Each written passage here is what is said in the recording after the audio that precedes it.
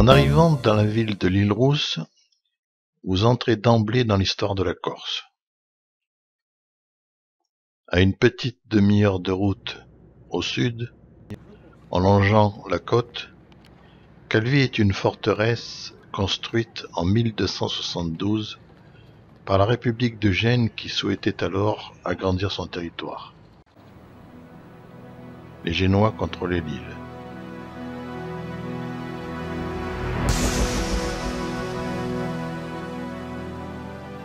Pour retrouver la trace des premiers occupants du territoire de l'île Rousse, il faut remonter au 5e millénaire avant Jésus-Christ. Des fouilles archéologiques ont permis de découvrir des pierres de l'âge du néolithique. À cette époque, les côtes sont fréquentées par des petits groupes de pêcheurs, sans doute en provenance du littoral italien le plus proche. Leur séjour n'en semble-t-il pas abouti à une colonisation pérenne. Les tentatives d'implantation sont restées limitées, les groupes n'ayant probablement pas trouvé les conditions nécessaires à une installation sur le long terme. Ce peuplement s'est effectué par voie maritime et témoigne de l'arrivée de groupes maîtrisant suffisamment la navigation pour parcourir les 80 km qui séparent la Corse des côtes italiennes les plus proches, 60 km depuis l'île d'Elbe. Au dernier millénaire avant notre ère, le village était rattaché à la ville de Tyr en Phénicie.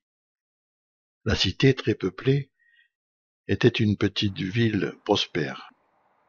Elle était alors nommée Agila. En 240 avant Jésus-Christ, les Corses s'opposent aux Romains. L'occupation romaine fera l'objet de nombreuses rébellions.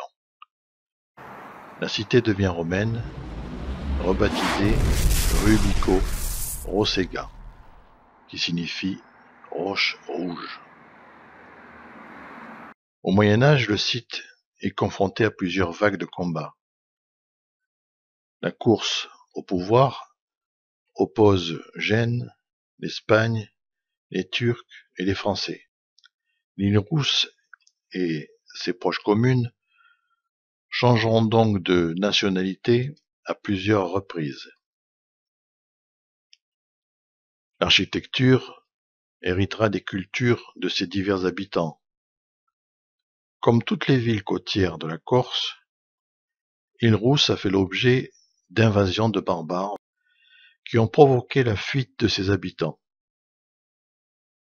Elle a été pour cette raison un temps totalement désertée par la population au profit des villages de Sant'Are-Parata, Monticello, Corbara ou Pigna.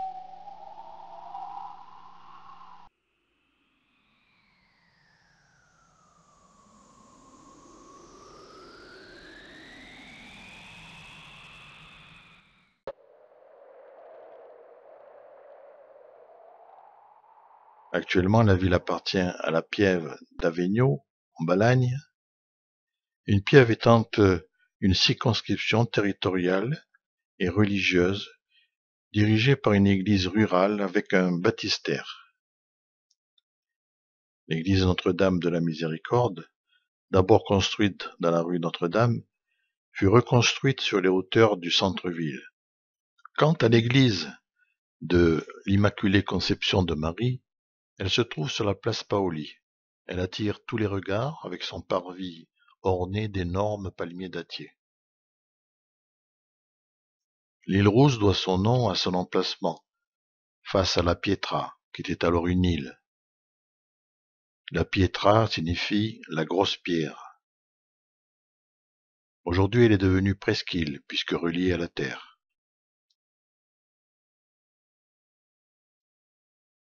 C'est en 1758 que le lieu connaît un tournant dans son histoire. Pascal Paoli veut concurrencer le commerce maritime entre Calvi et Gênes. Qui est Pascal Paoli?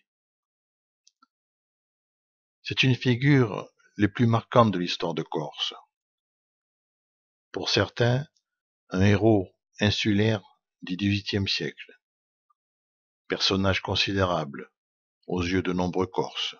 Pour d'autres, l'homme est regardé comme l'opposant à la cause française en Corse. Il a été le chef d'un État corse indépendant qui a existé de 1755 à 1769, jusqu'au moment où il a été battu par les hommes du roi Louis XV lors de la bataille de Ponte Novo. Par ailleurs, Paoli est regardé comme un grand homme dans le monde, en Angleterre notamment, mais aussi aux États-Unis, où il y a 6 ou 7 villes qui répondent au nom de Paoli Cities.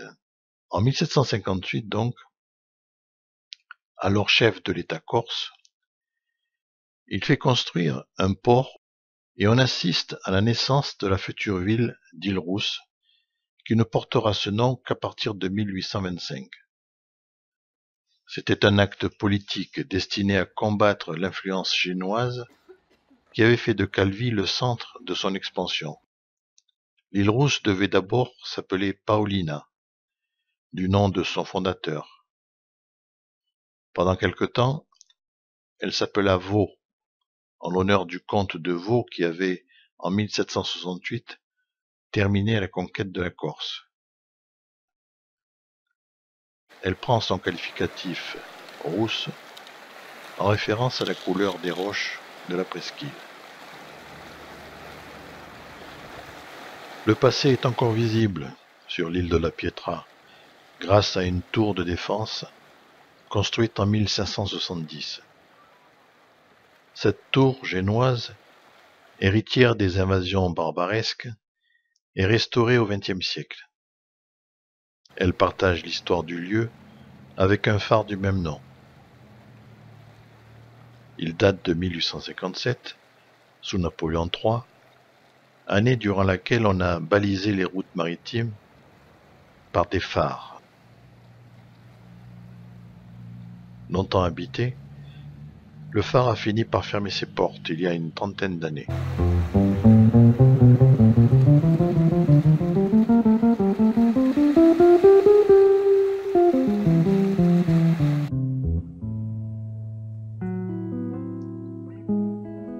L'île Rousse, c'est aujourd'hui un port de commerce, qui est le 3e de Corse par l'importance du trafic de marchandises et passagers après Bastia et Ajaccio.